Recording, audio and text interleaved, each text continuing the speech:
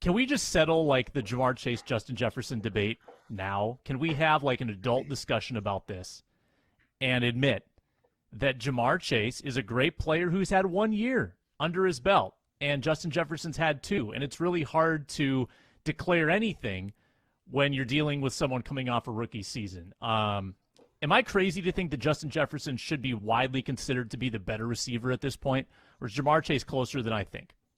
I think, here's my take on Chase. Only had the 23rd highest target share in the league, but what he did with that, he was the most efficient wideout in the NFL when he did touch the ball, 109.4 EPA. So nobody did more with his opportunities last year than Chase. Also averaged 18 yards per catch. I think only Deebo Samuel was higher.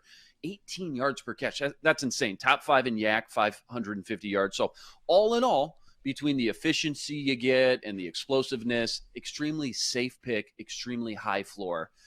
On the other hand, when you look at Jefferson and just what he's done, similar rookie season, although Jamar Chase wins the Rookie of the Year, I think Justin Jefferson, a lot of people will admit, I think he got robbed by Justin Herbert there with that Rookie of the Year. But anyways, follows it up with a great sophomore campaign, more of a complete, well-rounded season his sophomore year, led the league in air yards and targets. And even though Chase was number 1 player in EPA, JJ was 3rd with 89.7. So it's not like he was that far behind. He's still only 23 years old, and we don't even know how much better he can get. He had the 3rd highest target share in the league last year at like 29.9, so call it 30%.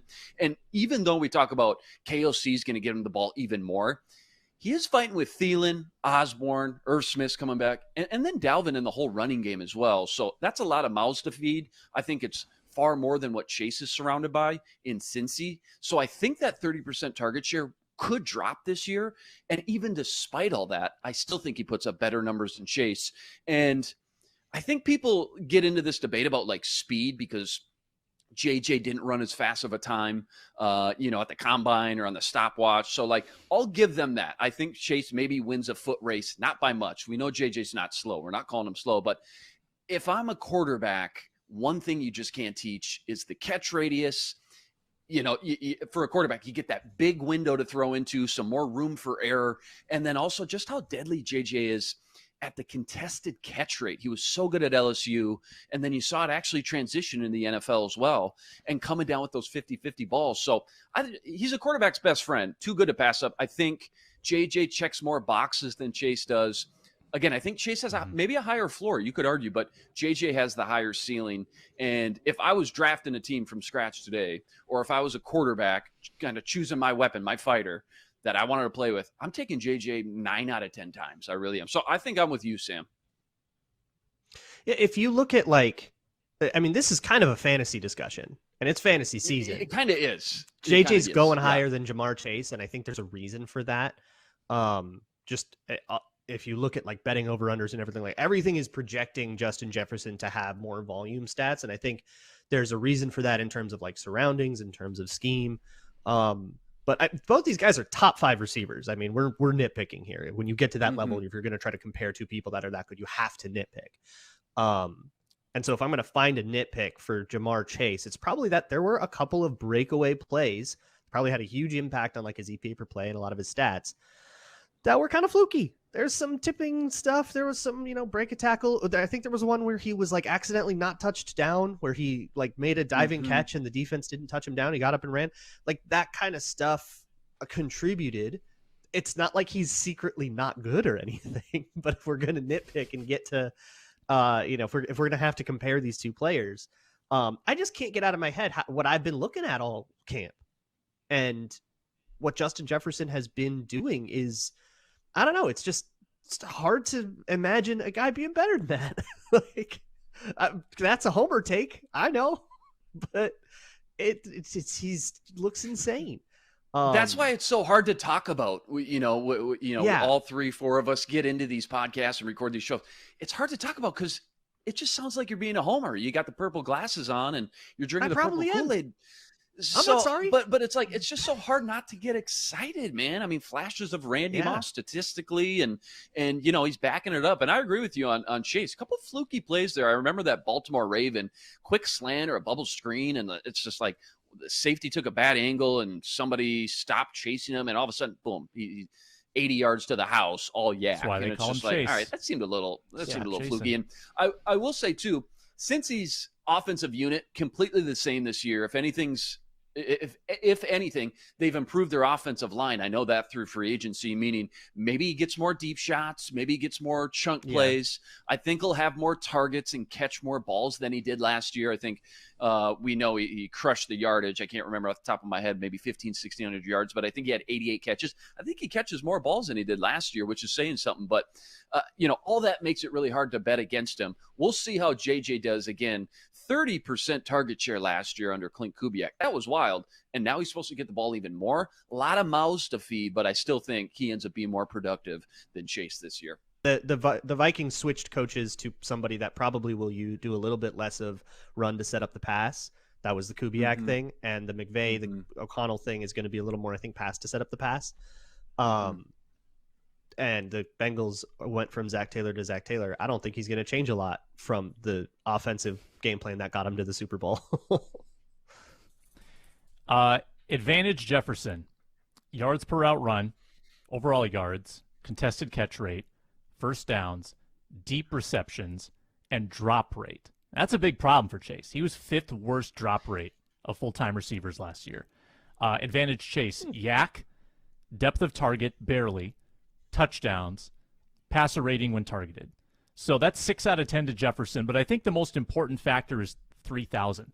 He has 3,000 yards in 2 years. And like Kirk Cousins keeps going back to this cliche, but it's true. Like the best receivers can just keep duplicating great seasons over and over and over again.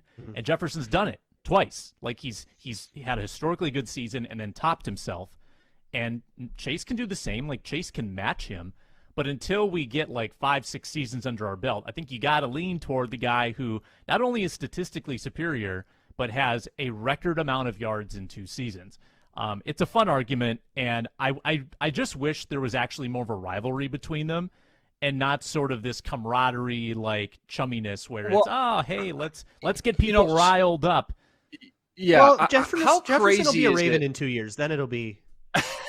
Don't you say that. Interdivision. Hey, how crazy is it that now sitting back here, 3-4 years later, that Joe Burrow was throwing passes to both these guys in college at LSU? Like, I know, it's been played out, the story's been talked about, but I just still think that's just absolutely insane. Not to mention all the other players they had, like Clyde Edwards-Helaire and everything else. But yeah, just absolutely magical and fun to look back. Here's the question I'm going to pose to you guys. Got brought up on the Superior Sports Talk show by Reggie today. Which offense would you rather have, the Bengals offense or the Vikings offense? I mean, the Bengals offense is kind of what you want the Vikings offense to be. Like the Bengals offense had a lot of hints of McVay and Rams world. And I think that's what you assume that O'Connell's bringing over too. And Taylor comes from that tree. And I think the Bengals had an extremely high usage of 11 personnel. We'll see if the Vikings kind of emulate that as well. But I think the Bengals also had like a great workhorse back in Joe Mixon. The Vikings have Dalvin Cook. There's a lot. There could be a lot of similarities too. So I think that if you probably take the Bengals because they're more of a proven concept at this point, and you hope the Vikings can get to that with O'Connell. I think quarterback's the difference. Because, yeah, they all got their pieces, right? Yeah. Like Vikings and Bengals, we each got a superstar from LSU. We each have a good workhorse zone back. We got our various offensive line problems and stuff. But I think the difference is the Bengals have a quarterback who's a lot less willing to give up on a play. And I think that is going to, when you've got all that star power and Jamar Chase, who we've been talking about, but don't forget like T. Higgins and like they've got talent over there. And when you have that talent and a quarterback that's willing to maybe try to make something out of nothing sometimes, where Cousins, I mean, maybe he could, but he doesn't want to. That's not how his brain works. Then I think you're always going to have a little bit better. There's just going to be a key 3rd and 10 somewhere in the season that Joe Burrow converts that Kirk Cousins doesn't, and that might be all the difference. Game of inches. No, completely agree. I think just like you brought up with JJ versus Chase, it's like when things are this close. And by the way, a lot harder than I thought it would be. Like I had to sit there and think about it on air there for a second, but you got to get nitpicky when things are so close. And ultimately always comes down to the quarterback. And I asked Reggie, well, are you talking about just winning one game or for a season or for the next 10 years? And I think clearly if you're talking about building a team for the future, you take the extra 10 years that you get with Joe Burrow. And maybe you just take him overall just in one game too. But yeah, having that extra age with Burrow for sure kind of makes it a no-brainer, but still kind of a fun little exercise in argument for sure. There's an episode of Locked On Vikings coming up. I want to plug. There's an episode of Locked On Vikings. I actually brought somebody from Locked On Bengals on earlier in this offseason, and we had this exact conversation. It was a fantastic conversation. Kirk versus Joe Burrow. It's from like a month or so ago. Go check it out.